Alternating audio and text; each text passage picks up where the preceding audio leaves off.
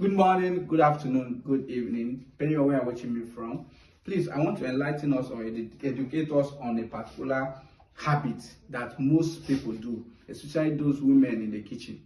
You see, when you finish cooking and you've dished out some food for your husband, for your children, and for anybody, or maybe your relative, please make sure you wash those spoons you use in dishing out food, then you keep it very well. So people will just leave that spoon on top of the pot.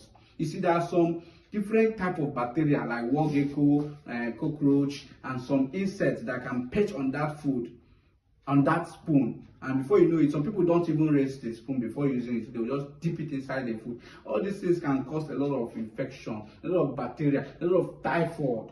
So people complain they treat typhoid all the time, but they are not watching or looking at those habits. When you ask them, they will say they use tap water to cook. Before you even use tap water to cook, make sure you boil the tap water. It will reduce some bacteria. And habits in which you curtail during all those process or procedures is something that you need to keep it sterile.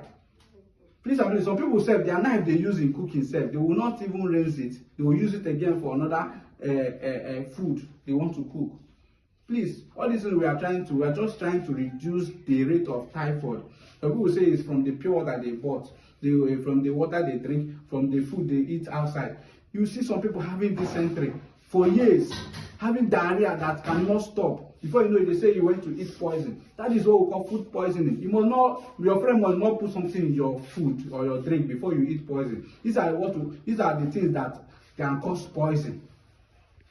You're having BP, you're having high blood pressure, and you're still taking gin, dry gin and all. These are poison, toxic substances that is not acceptable in your body system. You need to watch it. Thank you very much and remain blessed.